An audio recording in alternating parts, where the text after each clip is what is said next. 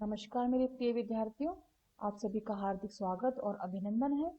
मैं डॉक्टर विनी शर्मा आपके सामने लेकर आई हूँ एक दल के प्रभुत्व का दौर अध्याय 2 ट्वेल्थ एनसीईआरटी। आज हम बच्चों पढ़ेंगे कांग्रेस के प्रभुत्व की प्रकृति किस प्रकार की थी। इस पाठ में हमने 2 वीडियो बनाए हैं और ये अब तीसरा वीडियो है हमारा। कांग्रेस के प्रभुत्व की प्रकृति के बारे में हम जानेंगे। बच्चों, भारत ही एकमात्र ऐसा देश नहीं था जो एक पार्टी के प्रभुत्व के दौर से गुजरा हो।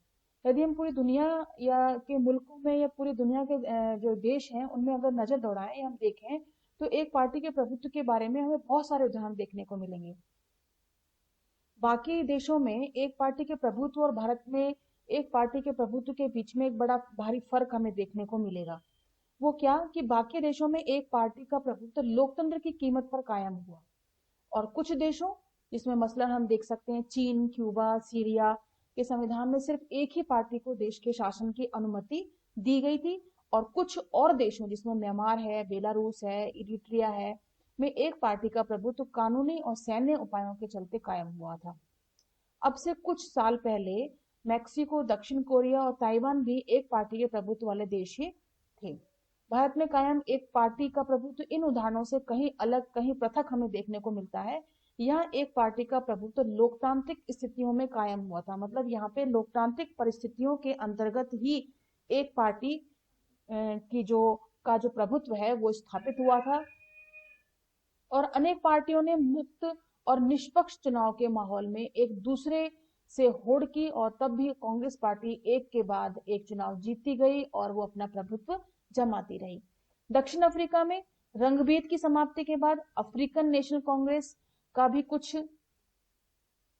ऐसा ही दबदबा कायम हुआ था और भारत का उदाहरण बहुत कुछ दक्षिण अफ्रीका से भी मिलता जुलता है। बच्चों, हम यहाँ देख सकते हैं कि इंस्टीट्यूशनल रिवोल्यूशनरी पार्टी, स्पेनिश में इसे पीआरआई भी कहा जाता है और मैक्सिको में लगभग 60 सालों तक शासन रहा इस पार्टी का और इस पार्टी की स्थापना 1929 में हुई थी। तब इसे नेशनल रिवोल्यूशनरी पार्टी कहा जाता था। इसे मैक्सिकन क्रांति की विरासत भी हासिल थी और मूल रूप से पीआरआई में राजनेता और सैनिक नेता, मजदूर और किसान संगठन तथा अनेक राजनीतिक दलों समेत कई किस्म के हितों का संगठन था।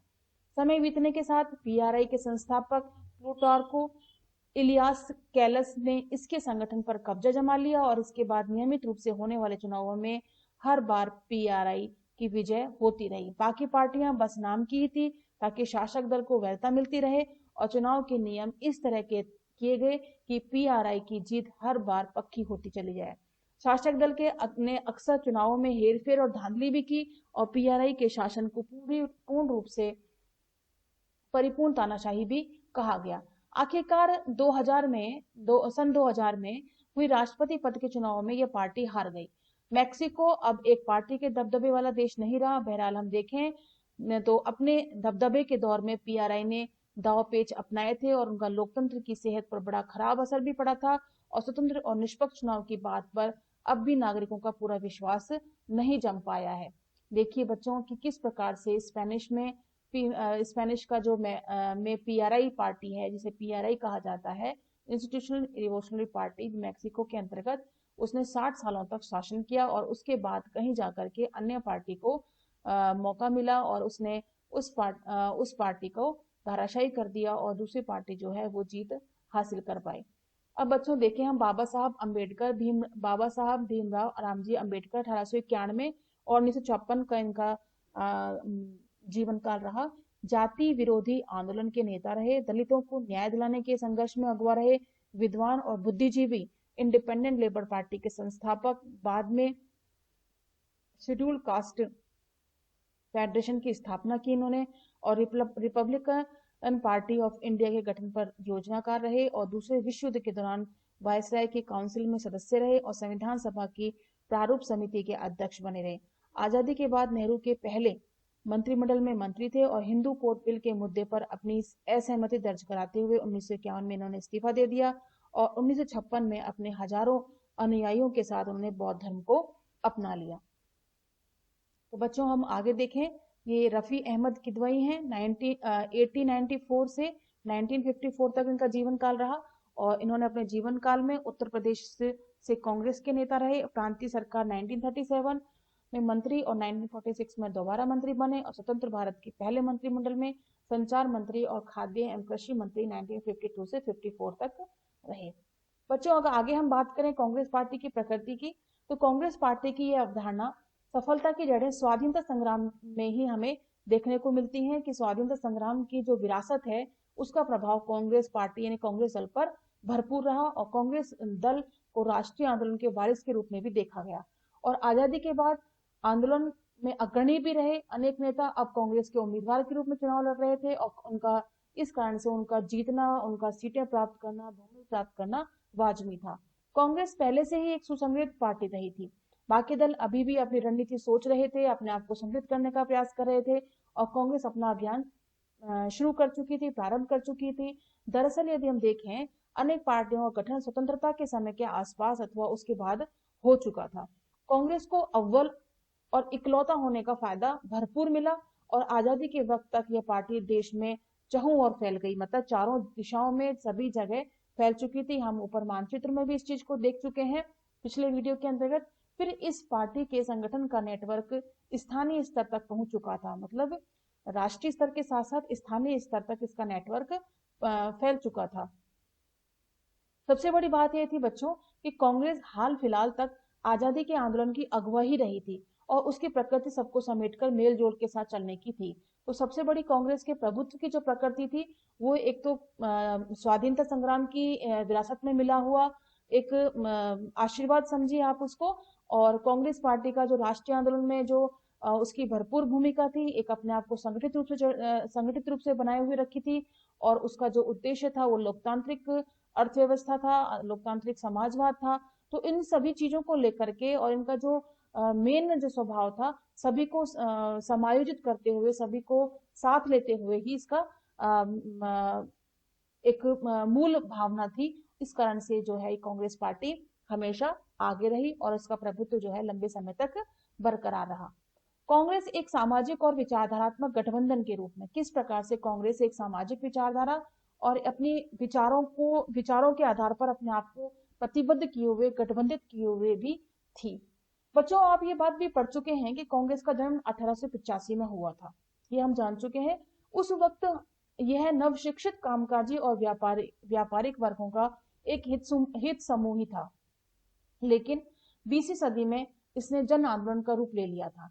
इस वजह से कांग्रेस ने एक जनव्यापी राजनीतिक पार्टी का रूप लिया और राजनीतिक व्यवस्था में इसका दबदबा कायम रहा और शुरू में कांग्रेस में अंग्रेजी दिया, अगड़ी बजाती और उचले मध्यम वर्गीय और शहरी अभिजन का बोलबाला था। कहने का मतलब है कि प्रारंभ में कांग्रेस में जो नेता लोग थे, इसमें सदस्य जो देश थे, वो अंग्रेजी को प्रेफर करने वाले अगड़ी जाति के लोग यानी कि अपर क्लास के लोग जो थे और शहरी इलाके के थे, वही उन्हीं लोगों का बोलबाला था। अभिजन यानी एलिट वर्ग, विशिष्ट वर्ग होता है ना, जो उच्च वर्गों के अंतर्गत आता है। लेकिन कांग्रेस ने जब भी सविनय अवज्ञा जैसे आंदोलन चलाए उसका सामाजिक आधार बढ़ा और कांग्रेस ने परस्पर विरोधी हितों के कई समूहों को एक साथ जोड़ा और कांग्रेस में किसान और उद्योगपति, शहर के बाशिंदे और गांव के निवासी, मजदूर और मालिक, एक मध्य निम्न और उच्च वर्ग तथा जाति सभी को जगह मिली। कहने का तात्पर्य यह है बच्चों कि कांग्रेस इस प्रकार का एक संगठन था जिसमें किसान और उद्योगपति, शहर के बाशिंदे, गांव के निवासी, मजदूर, मालिक, मध्यम, निम्न, उच्च सभी तरह के लोगों को, सभी प्रकार के लोगों को, सभी स्तर के लोगों को इसमें जगह प्राप्त थी। धीरे धीरे कांग्रेस का नेतृत्व भी विस्तृत होता चला गया, विशाल होता चला गया, व्यापक होता चला गया और इसका नेतृत्व अब उच्च वर्ग या जाति के पेशेवर लोगों तक ही सीमित नहीं था बच्चों। इसमें खेती किसान की बुनियाद वाले तथा गांव गिरान की तरफ रुझान रखने वाले नेता भी इसमें उभर कर सामने आए थे। आजादी के समय तक कांग्रेस एक सतरंगी सामाजिक गठबंधन की शक्ल में अख्तियार हो चुकी थी। वास्तव में एक सतरंगी गठबंधन था जिसमें हर वर्ग, जाति, धर्म, भाषा तथा अन्य हितों के साथ आधार पर इस सामाजिक गठबंधन से भारत की विविधता की नुमाइंदगी होती थी, मतलब भारत की जो विविधता है वो दिखाई देती थी। इनमें से अनेक समूहों ने अपनी पहचान को कांग्रेस के साथ एक में कर दिया, मतलब एक सार कर दिया। और कई बार यह भी हुआ बच्चों कि किसी समूह ने अपनी पहचान को कांग्रेस के साथ एक सार नहीं किया और अपने अपने विश्वासों को मानते हुए बतौर एक व्यक्ति या समूह के कांग्रेस के भीतर बनते चले गए और इस अर्थ में कांग्रेस एक विचारधारात्मक गठबंधन भी बनी रही। कांग्रेस ने अपने अंदर क्रांतिकारी और शांतिवादी, कंजर्वेटिव, रेडिकल, गर्मपंथी, नरमपंथी, दक्षिणपंथी, वामपंथी, हर तरह की धारा को मानने वाले, इवन मध्यम वर्गीय सभी को समाहित किए हुए था। मतलब कांग्रेस दल जो था वो इतना विशाल दल था जिसमें हर स्वभाव के, हर विचार को व्यक्त करने वाले जो लोग थे इसमें समाहित थे। और कांग्रेस एक मंच की तरह थी जिस पर अनेक समूह, हित और राजनीतिक दल आकर जुटते थे और राष्ट्रीय आंदोलन में भाग लेते थे। आजादी से पहले के वक्त में अनेक संगठन और पार्टियों को कांग्रेस में रहने की इजाजत थी।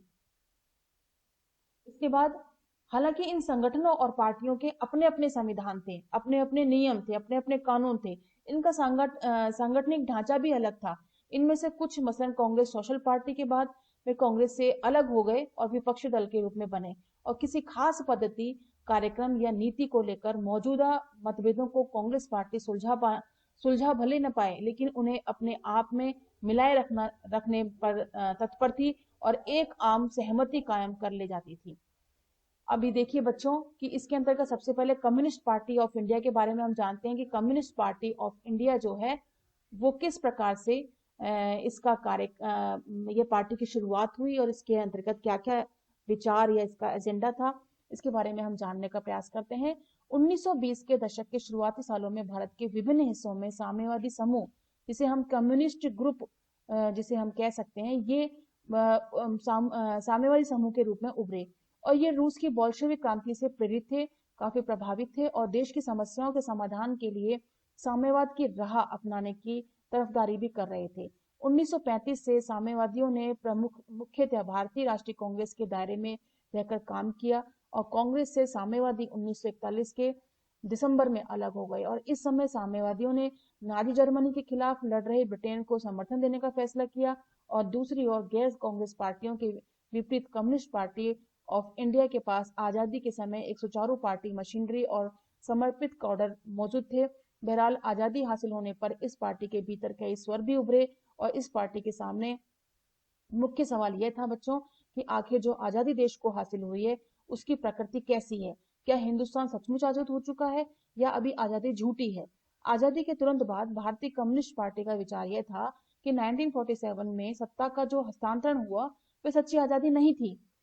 इस विचार के साथ पार्टी ने तेलंगाना में हिंसक विद्रोह को भी बढ़ावा दिया और साम्यवादी अपने बात के पक्ष में जनता का समर्थन हासिल नहीं कर सके और इन्हें सशस्त्र सेनाओं द्वारा दबा दिया गया।